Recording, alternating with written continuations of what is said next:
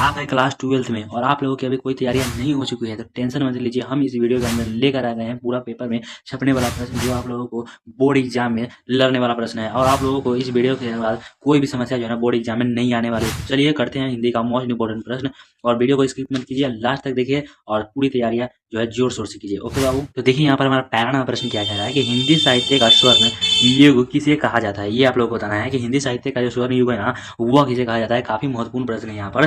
तो वो जो कहा जाता है ना बाबू, वो कहा जाता है भक्ति काल का। किसे कहा जाता है बाबू? भक्ति काल का कहा जाता है। यहाँ पर राइट आंसर हमारा क्या हो जाएगा? ऑप्शन नंबर बी जो है ना बाबू हमारा राइट आंसर हो जाएगा। ओके बाबू, देखिए हमारा 2 नंबर प्रश्न क्या कह रहा है कि कबीर किस काल के कवि है। क्या बाबू कि कबीर जो है ना वह किस काल के कवि है, ये आप लोगों को बताना है। काफी महत्वपूर्ण प्रश्न, सारे प्रश्न जो है ना बाबू वो बोर्ड एग्जाम में लड़ने वाला प्रश्न है। तो आप लोग एक ही प्रश्न को मिस नहीं कीजिएगा, सारे प्रश्न को ध्यान से करते चलिएगा और कलम कॉपी लेकर बैठ जाइए। आप लोग बुक में जो है ना नोट करते चलिएगा। ओके बाबू, तो यहाँ पर क्या कह रहा है कि कबीर किस काल के कवि है। तो कबीर किस काल के कवि है, हम सब लोगों को पता है, वह भक्ति काल के कवि। किस काल के कवि? भक्ति काल के कवि है। यहाँ पर राइट आंसर क्या होगा? Option number B right answer हो जाएगा। देखिए अगला नंबर प्रश्न को ध्यान से कि तुलसीदास के प्रमुख रचना कौन सी है। क्या होगी? तुलसीदास जी के ना प्रमुख रचना जो है ना वह कौन सा है, ये आप लोगों को बताना है। तो तुलसीदास की तो प्रमुख रचना है, ये सभी लोगों को पता है, क्या है बाबू? रामचरितमानस है। क्या है बाबू? रामचरितमानस है। सारे महत्वपूर्ण प्रश्न इस वीडियो के अंदर लेकर आ गए हैं, बुक का निचोड़ प्रश्न लेकर आ गए हैं। तो आप लोग इस वीडियो को अंत तक देखिएगा और इससे होगा ना बाबू आप लोगों को जो है ना पूरा डाउट क्लियर हो जाएगा। बोर्ड एग्जाम में कोई भी तरह की समस्या नहीं आएगी। ओके बाबू, तो यहाँ पर राइट आंसर क्या होगा? Option number B. चलिए नेक्स्ट क्वेश्चन की ओर। कि सूरदास किस भाषा में रचना करते हैं, ये आप लोगों को बताना है। तो सूरदास ये सभी लोगों को पता होगा, वह किस में करते हैं बाबू? ब्रज भाषा में। किस में करते हैं? ब्रज भाषा में। यहाँ पर भी राइट आंसर होगा, option number B right answer हो जाएगा। आप लोगों का बोर्ड एग्जाम नजदीक है, आप लोग ध्यान से पढ़ते चलिएगा ताकि आप लोग बोर्ड एग्जाम में जो है ना अच्छे से अच्छे मार्क्स ला सके। ओके बाबू, तो यहाँ पर देखिए हमारा प्रश्न क्या कह रहा है कि कात्यायनी के रचयिता कौन है। क्या बाबू? कात्यायनी की जो रचयिता है ना वह कौन है बाबू, ये आप लोग बताना है। कात्यायनी के जो रचयिता है ना बाबू वह है जयशंकर प्रसाद। कौन है बाबू? जयशंकर प्रसाद है। ये सभी लोगों को पता होगा। तो यहाँ पर राइट आंसर क्या हो जाएगा? Option number A right answer हो जाएगा। काफी महत्वपूर्ण प्रश्न है, काफी है ना बाबू वो वीवीआई प्रश्न इस वीडियो के अंदर है। ओके बाबू, देखिए अगला नंबर प्रश्न को कि छायावाद के 4 स्तंभों में सम्मिलित नहीं है। क्या बाबू कि छायावाद के जो 4 स्तंभों में ना तो निम्न में से जो है ना वह कौन सम्मिलित नहीं है, ये आप लोगों को बताना है। तो जो सम्मिलित नहीं है ना बाबू वो है प्रेमचंद। कौन है बाबू? प्रेमचंद। बाकी निराला, पंत प्रसाद जो तीनों है ना बाबू वह छायावाद के संबंधित है। ओके बाबू, यहाँ पर राइट आंसर क्या होगा? Option number D right answer हो जाएगा। काफी महत्वपूर्ण प्रश्न है कि एक भी प्रश्न को मिस नहीं करना है, सारे प्रश्न को ध्यान से करते चलना है ताकि आप लोग को बोर्ड एग्जाम में जो समस्या जो है नहीं आए। ओके बाबू, क्योंकि बोर्ड एग्जाम का जो है ना ज्यादा समय नहीं बचा है। तो यहाँ पर देखिए हमारा 7 नंबर प्रश्न क्या कह रहा है कि प्रेमचंद का वास्तविक नाम क्या था। ये आप लोग को बताना है कि प्रेमचंद का जो वास्तविक नाम था ना वह क्या था बाबू, ये आप लोग को बताना है। तो प्रेमचंद का जो वास्तविक नाम है ना बाबू वो है धनपत राय। क्या है बाबू? वो है धनपत राय है। यहाँ पर राइट आंसर क्या हो जाएगा? ऑप्शन नंबर ए राइट हो जाएगा। देखिए अगला नंबर प्रश्न को कि गोदान किस विद्या की रचना है। क्या बाबू? गोदान से जो है ना वह किस विद्या की रचना है, ये आप लोग को बताना है। तो गोदान जो है ना बाबू वह एक उपन्यास है। क्या है बाबू? उपन्यास है। यहाँ पर राइट आंसर क्या हो जाएगा? Option number C. सारे प्रश्न को बाबू डायरेक्ट आंसर करते चलते हैं क्योंकि बाबू क्वेश्चन पढ़ने में ना बाबू ऑप्शन देने में ज्यादा समय लग सकता है और आप लोगों के पास ज्यादा समय अभी नहीं बचा है। ओके बाबू, देखिएगा हमारा 9 नंबर प्रश्न को ध्यान से, काफी महत्वपूर्ण प्रश्न है कि आधुनिक हिंदी कविता के जनक कौन माने जाते हैं। क्या बाबू कि आधुनिक हिंदी कविता के जो जनक है ना वह कौन माने जाते थे, ये आप लोगों को बताना है। तो वो माने जाते थे कौन बाबू? वह निराला माने जाते थे। क्या बाबू? निराला माने जाते थे। याद रखिए काफी महत्वपूर्ण प्रश्न है। यहाँ पर राइट आंसर क्या हो जाएगा?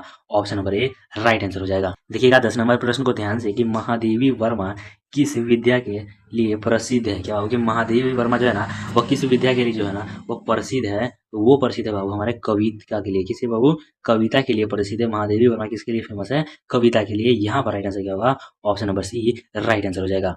बोर्ड एग्जाम आ गया है नजदीक और आप लोगों को कोई तैयारी नहीं हो चुकी है तो कोई प्रकार की समस्या नहीं है क्योंकि बाबू इस वीडियो में ना आप लोगों को पूरा गेसिंग प्रश्न दे रहे हैं, पूरा बुक का निचोड़ प्रश्न दे रहे हैं जो आप लोगों को बोर्ड एग्जाम में जो है लड़ने का 100% चांस है। तो यहाँ पर देखिए हमारा अगला प्रश्न क्या कह रहा है कि भारतेंदु युग का संबंध किस काल से है। क्या बाबू कि भारतेंदु युग का जो संबंध है ना वह किस काल से है। तो वो किस काल से था ना बाबू? भारतेंदु युग का किस काल से था? तो वो काल था बाबू वो था आधुनिक काल से। किससे था बाबू? आधुनिक काल से था। यहाँ पर राइट आंसर क्या होगा? Option number D. देखिएगा अगला नंबर प्रश्न को कि भारतेंदु हरिश्चंद्र किस विद्या में प्रसिद्ध थे। क्या बाबू कि भारतेंदु हरिश्चंद्र जो थे ना वो किस विद्या में प्रसिद्ध थे, ये आप लोगों को बताना था। तो वो सभी विद्या में प्रसिद्ध थे, नाटक में, कहानी में, उपन्यास में, सभी विद्या में जो थे ना बाबू वो प्रसिद्ध थे। यहाँ पर राइट आंसर क्या होगा? Option number D. काफी महत्वपूर्ण प्रश्न है, पूरा गेसिंग प्रश्न है। यह प्रश्न जो है बाबू आप लोग को अलग कहीं भी देखने को नहीं मिलेगा क्योंकि बाबू ना ये पूरा बोर्ड लेवल प्रश्न है। तो आप लोग इसको नोट करते चलिएगा। देखिएगा हमारा 13 नंबर प्रश्न क्या कह रहा है कि क्या बाबू वर्षावत के रचयिता कौन है? क्या बाबू ये वर्षावत की जो रचयिता है ना वह कौन है? तो वो कौन है बाबू? वह तुलसीदास है। कौन है बाबू? तुलसीदास है। यहाँ पर राइट आंसर क्या होगा? Option number A right answer हो जाएगा। देखिए अगला नंबर प्रश्न को कि रीति काल को और किस नाम से जाना जाता है? यह बाबू बताइएगा कि रीति काल को जो है ना और किस नाम से जाना जाता है? तो रीति काल को जाना जाता है ना बाबू वो और श्रृंगार काल से जाना जाता है। किसे बाबू? श्रृंगार काल भी कहा जाता है। याद रखिएगा यहाँ पर राइट आंसर क्या होगा? Option number A right answer हो जाएगा। देखिएगा हमारा अगला नंबर प्रश्न क्या कर रहा है कि नीरजा किसकी रचना है? ये बताना है पहले कि नीरजा जो है ना वो किसकी रचना है? फटाफट से बताइएगा। तो नीरजा जो है ना बाबू वो महादेवी का वर्षन है। किसका बाबू? महादेवी की रचना है। याद रखिएगा यहाँ पर राइट आंसर होगा ऑप्शन नंबर डी। क्या कह रहा है कि कहानी पूस की रात के लेखक कौन है? कि पूस की रात जो कहानी है ना बाबू उसके लेखक जो है वह कौन है? तो पूस की रात जो है ना बाबू उसकी कहानी के जो लेखक है ना बाबू वो है प्रेमचंद। कौन है बाबू? प्रेमचंद है। याद रखिएगा क्या? प्रेमचंद्र। यहाँ पर राइट आंसर क्या होगा? Option number B right answer हो जाएगा। देखिएगा 17 नंबर प्रश्न को ध्यान से कि हिंदी का पहला उपन्यास कौन सा है? बाबू काफी महत्वपूर्ण प्रश्न है यहाँ पर कि हिंदी का जो है ना बाबू वह पहला उपन्यास जो है वह कौन सा है ये आप लोग को बताना है। तो हिंदी का जो पहला उपन्यास था ना बाबू वो था परीक्षा गुरु। कौन था बाबू? परीक्षा गुरु था। याद रखिएगा कौन? परीक्षा गुरु। यहाँ पर राइट आंसर क्या होगा? Option number C right answer हो जाएगा। अगला नंबर प्रश्न को ध्यान से देखिएगा कि राम की शक्ति पूजा किस कवि की रचना है? बताइएगा कि राम की शक्ति पूजा की जो है वो किस कवि की रचना है ये आप लोग बताना है। तो राम की शक्ति पूजा का है ना बाबू वो किस कवि की रचना है ये फटाफट से बताइएगा। तो वो है बाबू हमारे निराला का। किसका है बाबू?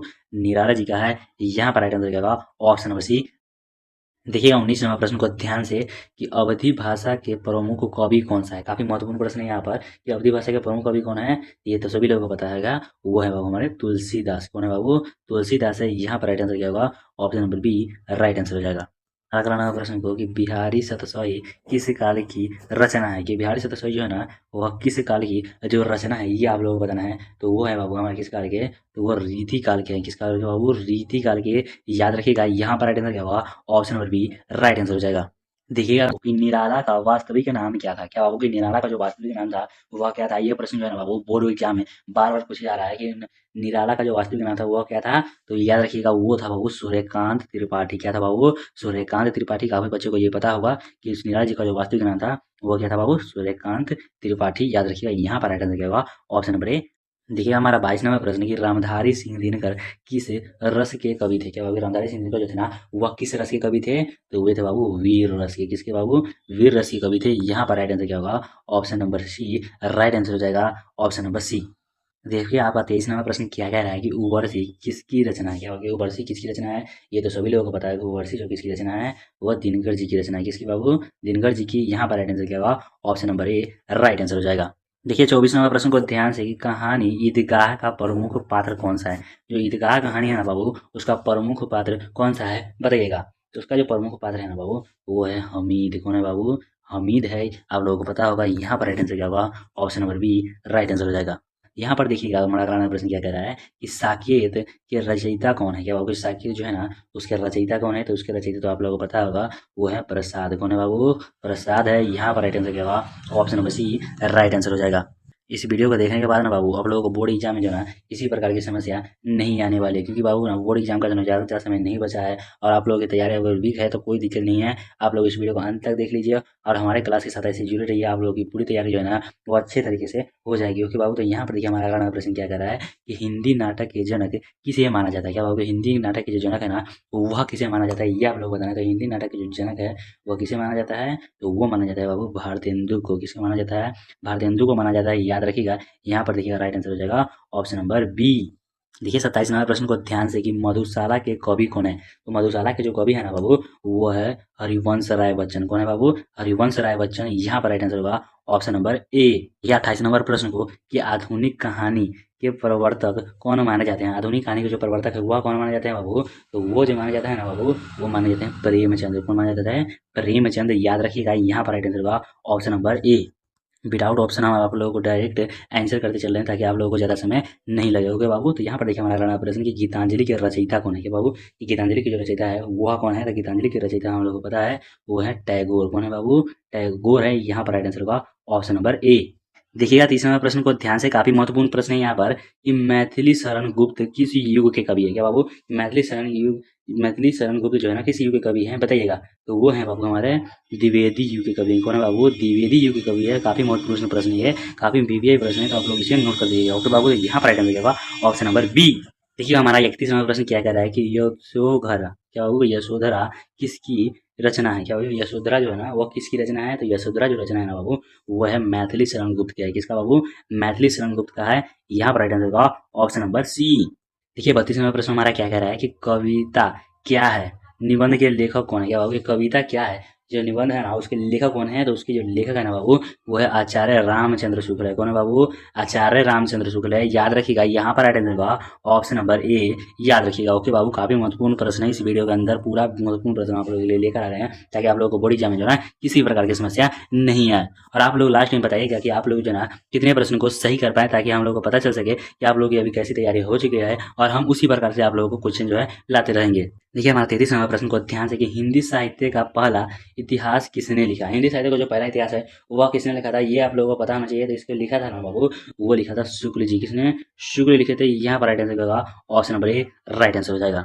देखिएगा अगला प्रश्न को कि लहर पत्रिका का संपादन किसने किया बताइएगा। कि लहर संपादन के जो लहर पत्रिका का जो संपादन किए थे वह किसने किया था। तो वो किया था बाबू हमारे पंत ने। किसके किया था, पंत ने किया था। यहाँ पर राइट आंसर होगा option number B, right answer हो जाएगा। देखिएगा अगला प्रश्न को कि आधुनिक युग का प्रारंभ किससे माना जाता है। क्या बोलते आधुनिक युग के जो प्रारंभ है वो किसे माना जाता है। आप लोग लास्ट में बताइएगा कि आप लोगों को कितने प्रश्न जो है ना वो सही कर पाए, ताकि हम लोग को पता चल सके और आप लोग भी पता चल सके कि आप लोगों की कितनी तैयारियां हो चुकी है। तो यहाँ पर क्या कह रहा है प्रश्न कि आधुनिक युग के प्रारंभ किसने माना जाता था। किसे माना जाता था बाबू, वह माना जाता था भारतेंदु को। किसको माना जाता था बाबू, भारतेंदु को माना जाता था। यहाँ पर राइट आंसर क्या होगा option number A, right answer हो जाएगा।